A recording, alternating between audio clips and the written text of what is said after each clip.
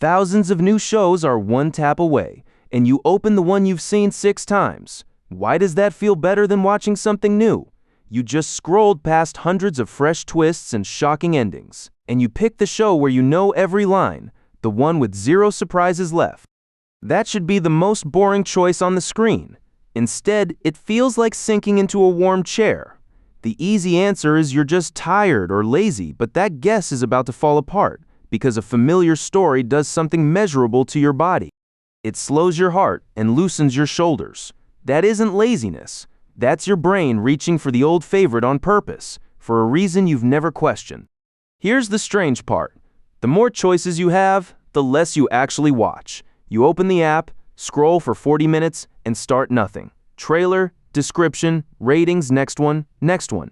By the end, you're more tired than when you sat down. That exhaustion is a clue. In 2000, psychologists Sheena Iyengar and Mark Lepper showed shoppers a table of jams.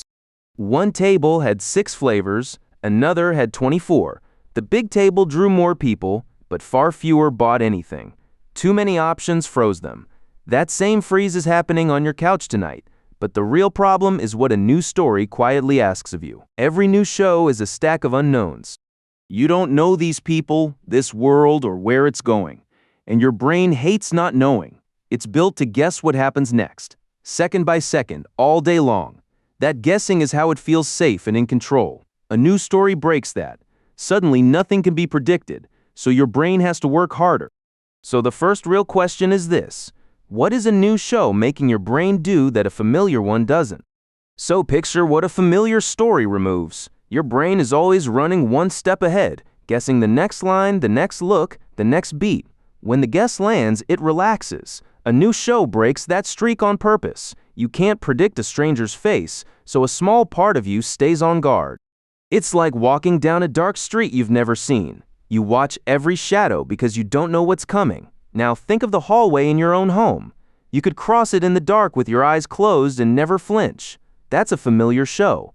Nothing in it can catch you off guard, so the alert part of your brain finally stands down.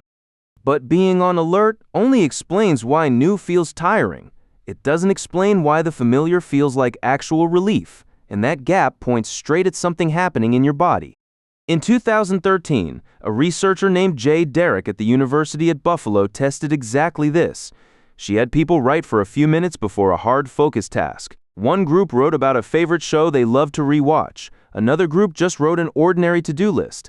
Then everyone faced a task that drained their self-control. You'd expect thinking about television to make people lazier and worse. The opposite happened. The people who reconnected with their favorite show pushed harder and lasted longer. The old show didn't drain them at all. It quietly refilled the tank. That breaks the whole idea that rewatching is wasted time. And Derrick found a strange reason why. When you return to characters you know well, your brain reacts like you're seeing old friends.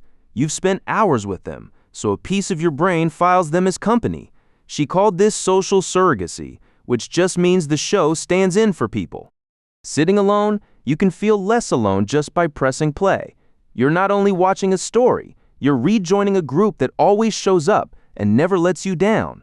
If familiar characters can refill you like real friends do, then rewatching isn't just entertainment. But there's a second layer, and it isn't about the plot at all. A show you loved years ago carries more than characters. It carries the person you were when you first watched it. The opening song plays, and something older wakes up. For a second, you're back in an old bedroom in a summer that ended long ago.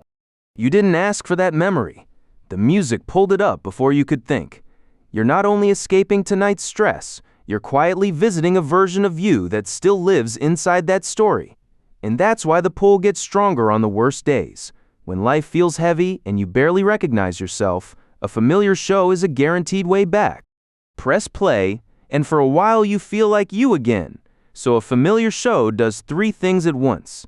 It calms your guessing, it hands back your energy, and it carries your past. That sounds like all upside, until you look at what your brain does the instant it recognizes the story. Here's the part almost nobody expects. The pleasure was never in the surprise. It's in knowing exactly what comes next. You'd swear a story only grips you when the ending is a mystery. That's backwards. When you know every beat, your brain stops guessing and finally drops its guard, and that releases the reward. Think about what your guessing system is for. It scans ahead for anything that might go wrong, so it can brace you in time. With a new plot, it never stops scanning, because it can't be sure what's coming. But on a rewatch, every prediction comes true, every single time. The next line lands where you knew it would. The twist arrives exactly on cue.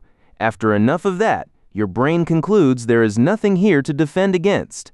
The alarm switches off. Your body reads that steady certainty as one clear message. You are safe. That's why you can watch a terrifying scene on a show you know and stay completely calm. The music swells. The danger builds. Someone's about to get hurt. On a first watch, your chest would tighten. On the 10th watch, your heart barely moves. The plot is just as tense, but your brain isn't guessing anymore, so the fear has nowhere to grab. This is the exact opposite of what we tell ourselves about spoilers. We think knowing the ending ruins a story. For your nervous system, knowing the ending is the whole gift.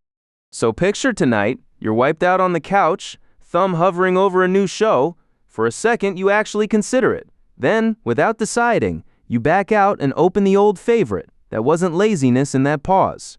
Your brain measured the cost of not knowing and declined to pay it. Reopening the show you've seen a dozen times isn't giving up. It's choosing the one thing that's guaranteed safe, and you feel it the instant the intro plays. Your shoulders drop before a single scene starts. Now notice when you reach for it hardest. It's not your calm evenings. It's your worst days, when everything else feels uncertain and heavy. The harder the day, the more certainty your brain wants.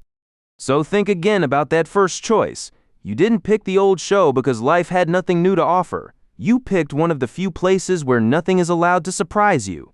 That isn't hiding from the world. That's your brain quietly guarding its own calm. The comfort was never really about the show. It was about being certain, just for a little while. And here's the strange part worth sitting with. Your brain can recognize a whole story from a single note of music and instantly relax. So why does that same brain sometimes fail to recognize a name you heard 2 seconds ago?